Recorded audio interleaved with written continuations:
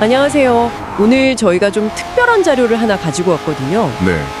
흔한 기술 보고서나 뭐 뉴스 기사 이런 게 아니고요. 2025년 12월, 그러니까 바로 지금이랑 비슷한 시점에 쓰인 아주 개인적인 편지 한 통입니다. 편지군요. 네. 편지를 쓰신 분이 스스로를 70평생을 살아온 신재현 씨라고 소개를 해요. 멀리 있는 친구한테 보내는 안부 편지 같은 형식인데요. 저희가 굳이 이 편지를 함께 보려는 이유가 있습니다. 이 안에 구글 제미나이 같은 최신 AI 기술이 한 사람의 삶, 특히 노년의 삶을 어떻게 바꾸고 있는지가 정말 생생하게 담겨 있더라고요. 네, 맞아요. 이게 그냥 뭐 새로운 프로그램을 써봤다 이런 차원의 얘기가 아닌 거죠. 그렇죠. 거대한 기술의 파도를 한 개인이 온몸으로 맞닥뜨리면서 겪는 그 내면의 변화에 대한 기록이랄까요? 그래서 더 들여다볼 가치가 있는 것 같아요. 편지가 시작부터가 아주 강렬합니다. 스스로를 마치 개화기를 맞이한 선비 같다고 표현하거든요. 와, 매일매일이 놀라움의 연속이고 지금의 변화가 획기적이라는 말로도 부족하다고요. 개화기 선비라니 정말 와닿지 않나요? 저는 그 개화기라는 단어 하나가 이 편지의 모든 걸 말해준다고 봐요.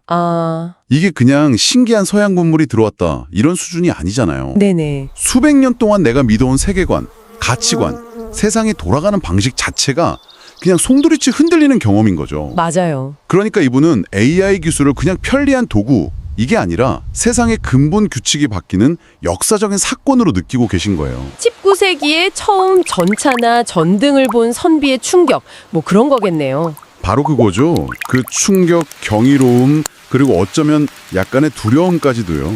그 두려움에 대한 이야기도 아주 솔직하게 털어놓으시더라고요. 처음부터 마냥 신기하고 즐거웠던 건 아니라고요. 그랬겠죠, 아무래도. 편지에 이런 구절이 있어요. 이른이 넘은 나이에 새로운 걸 배우자니 돌아서면 잊어버리고 손가락은 마음처럼 빠릿빠릿하게 움직여주질 않으니 말이야. 그러면서 내가 과연 이걸 할 수 있을까 하는 걱정이 먼저 앞섰다고 하죠.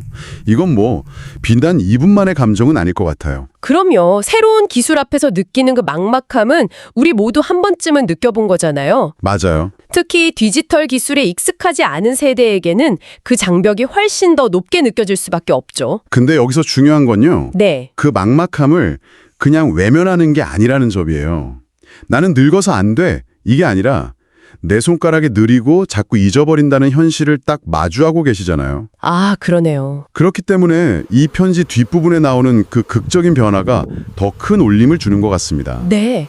그렇게 막막해하던 이분에게 생각의 전환점이 찾아옵니다. 네. 바로 나노바나나라는 저희가 이제 가상으로 붙인 이름인데 이 도구를 만나면서부터예요. 나노바나나요? 네. 근데 이 경험을 과거랑 아주 구체적으로 비교를 해요. 예전에 이미지 편집 프로그램 그 포토샵을 배우려고 무려 5, 6년을 붙잡고 낑낑 됐다는 거예요. 와, 5, 6년이야? 네. 그런데 이 나노바나나라는 걸 쓰니까 한 달만 제대로 배우면 포토샵보다 훨씬 더 좋은 결과물을 낼 수 있을 것 같다고. 5, 6년이랑 한 달이요? 네. 이 극적인 차이는 대체 어디서 오는 걸까요?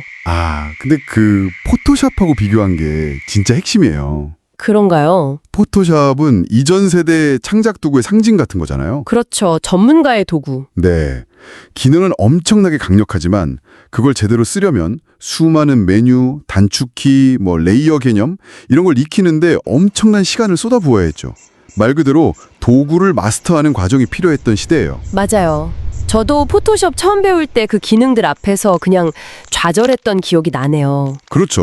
그런데 나노바나나로 대표되는 이 생성형 AI 도구들은요.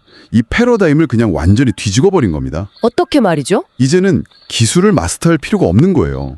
내가 뭘 만들고 싶은지 그 의도나 생각만 명확하다면 그걸 그냥 자연스러운 언어로 전달하면 끝이거든요. 노을 지는 해변에서 강아지가 뛰어오는 영상을 만들어줘. 이렇게 말만 하면 되니까요. 기술과의 관계가 내가 막 연마해야 하는 도구에서 내 말을 찰떡같이 알아듣는 마법 지팡이 같은 관계로 변한 거죠. 마법 지팡이요? 와, 비유가 정말... 네. 그러니 5, 6년 걸리던 일이 한 달 만에 가능해진다는 고백이 나올 수밖에 없는 겁니다. 신재현 씨도 정확히 똑같은 감정을 느끼신 것 같아요. 편지에서 가장 흥분과 경이로움이 느껴지는 대목이 바로 여기거든요. 어떤 부분이죠? 내가 말 한마디, 글 한 줄만 입력하면 그게 곧바로 동영상이 되어 눈앞에 펼쳐진다네. 이 문장을 읽는데 와, 그 순간의 떨림이 그대로 전해지는 것 같았어요. 그리고 이렇게 덧붙이세요. 마치 마법사가 된 기분이었다고요. 마법사라는 표현이 정말 딱이죠.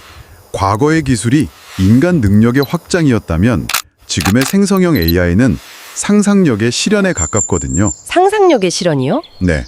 머릿속에만 있던 추상적인 아이디어가 복잡한 과정 없이 거의 즉각적으로 눈앞에 현실이 되는 경험이니까요.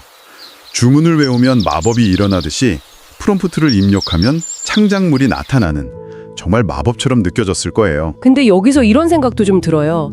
창작이 이렇게 쉬워지고 즉각적으로 이루어진다면 혹시 우리가 잃어버리는 가치는 없을까요? 어떤? 신지은 씨가 5, 6년 동안 포토샵이랑 씨름했던 그 시간의 가치가 너무 쉽게 평가절하되는 건 아닐까 하는 생각도 좀 들거든요. 그거 아주 중요한 질문입니다. 분명 그런 우려의 목소리도 있죠. 기술을 연마하면서 얻는 장인 정신이라던가 그 숙련의 가치가 희석될 수 있다는 비판이요. 네네, 바로 그거요. 근데 저는 관점을 조금 바꿔볼 필요가 있다고 생각해요. 이건 기존의 가치가 사라진다기보다는 창의성의 무게중심이 이동하는 것에 가깝습니다. 무게중심이 이동한다? 네, 예전에는 어떻게 만들지가 중요했다면, 즉 기술적인 구현 능력이 중요했다면요. 이제는 무엇을 만들 것인가, 아이디어의 독창성과 질문하는 능력이 훨씬 더 중요해진 거죠. 마법사에게 가장 중요한 건 화려한 손기술이 아니라 어떤 마법을 상상해내느냐인 것처럼요. 신재현 씨는 이제 그 고통스러운 학습 과정에서 해방돼서 온전히 자신의 상상력을 펼치는 데에만 집중할 수 있게 된 겁니다. 창의성의 무게중심이 기술에서 아이디어로. 와, 정말 흥미로운 관점이네요. 네. 그리고 이 마법 같은 경험은 단순한 재미를 넘어서 이분의 삶에 엄청난 활력을 불어넣어줍니다. 그렇죠. 아니, 이 재미에 푹 빠져서 덜컥 유료 구독까지 하셨대요. 정말요? 네, 그리고 며칠 밤낮을 학생 때처럼 눈을 반짝이며 공부했다고 해요. 이른이 넘은 나이에 무언가에 이렇게까지 몰두할 수 있다는 게 정말 대단하게 느껴지더라고요. 바로 이 부분이에요. 기술이 어떻게 사람의 그 근본적인 동기를 딱 건드리는지 보여주는 거죠. 근본적인 동기요? 네. 단순히 결과물을 쉽게 얻는다는 편리함을 넘어서요. 내 창의성이 즉각적으로 눈앞에 실현되는 경험, 이게 강력한 성취감을 주는 거예요. 이게 되네. 그럼 이것도 한번 해볼까 하는 긍정적인 순환이 계속해서 그를 컴퓨터 앞으로 이끈 거죠. 맞아요. 그 과정에서 느꼈던 벅찬 감정이 편지에 그대로 드러나요. 이 문장이 저는 정말 어떤 문장이죠? 늑막에 찾아온 이 배움의 열정이 나를 다시 청춘으로 돌려놓는 것 같아 가심이 벅차오르네. 이건 그냥 기술에 대한 이야기가 아니라 한 사람이 읽고 있던 삶의 열정을 되찾는 순간에 대한 이야기잖아요. 네, 저는 이 부분이 이 편지의 하이라이트라고 생각합니다. 여기서 우리는 기술의 역할을 다시 생각하게 돼요. 기술의 역할이요? 흔히들 기술 발전이 노년층을 소외시킨다고 걱정하잖아요. 네, 그런 얘기 많죠. 근데 이 편지는 정반대의 가능성을 보여주는 거예요. 오히려 잘 만들어진 직관적인 기술은 잃어버렸던 자존감과 효능감을 되찾아주고 세상과 다시 연결해주는 강력한 다리가 될 수 있다는 거죠. 와, 기술이 다리가 되어준다. 실제로 새로운 걸 배우고 창조하는 활동이 노년기 인지 건강에 긍정적인 영향을 준다는 연구도 많잖아요. 네, 그렇죠. 신재현 씨의 경험은 그런 과학적 사실에 대한 아주 감동적인 사례 연구라고도 볼 수 있는 겁니다. 기술이 그를 다시 청춘으로 돌려놓았다는 건 단순한 비유가 아닐 수도 있다는 거죠.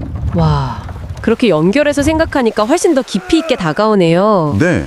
결국 이 편지는 그냥 신기한 신기술 체험기 이게 아니라 나이와 상관없이 새로운 것을 배우고 창조하는 기쁨이 어떻게 한 사람을 다시 젊게 만드는지에 대한 깊은 울림을 주는 이야기였네요. 그렇습니다.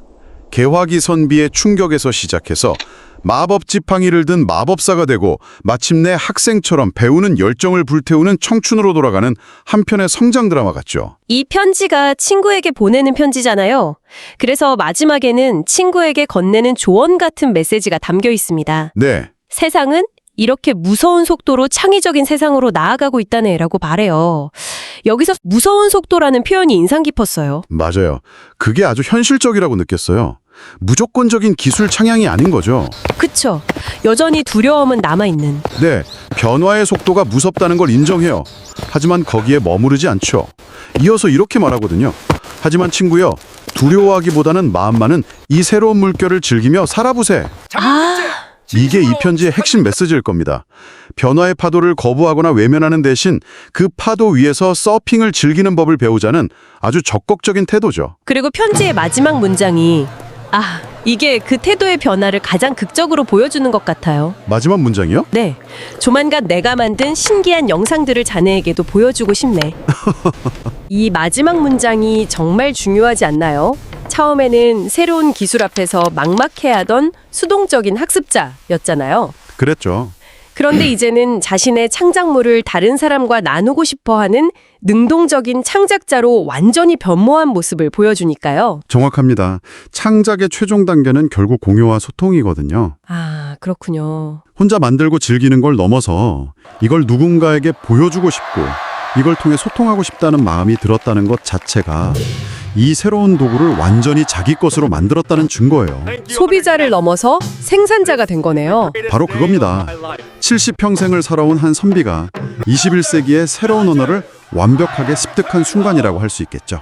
오늘 신지연 씨의 편지를 함께 읽어보면서 기술이 한 사람의 삶에 던지는 정말 경이로운 파문에 대해 깊이 이야기 나눠봤습니다. 네, 아주 인상적인 편지였습니다. 자, 여기서 마지막으로 이런 상상을 한번 해보면 어떨까 싶어요. 어떤 상상이죠? 이 편지는 글로 쓰였잖아요. 만약 신재현 씨가 오늘 우리가 살펴본 이 편지의 내용 자체를 글을 마법사로 만들어줬던 그 나노바나나에 말 한마디, 글 한 줄로 입력했다면 과연 어떤 영상이 만들어졌을까요? 재밌는 상상이네요. 개화기 선비의 흑백 사진이 막 컬러풀한 디지털 세상으로 빨려 들어가는 장면이라든지 뻣뻣하던 손가락이 마법 지팡이를 휘두르자 화려한 빛을 뿜어내는 모습 같은 거요. 그가 느꼈던 마법 같은 순간과 그 벅차오르는 가슴은 화면 속에서 과연 어떻게 살아 움직였을지 한번 상상해 보시는 것도 재미있을 것 같습니다. 랄라 즐거운 하이킹 산 위에서 함께 노래해요.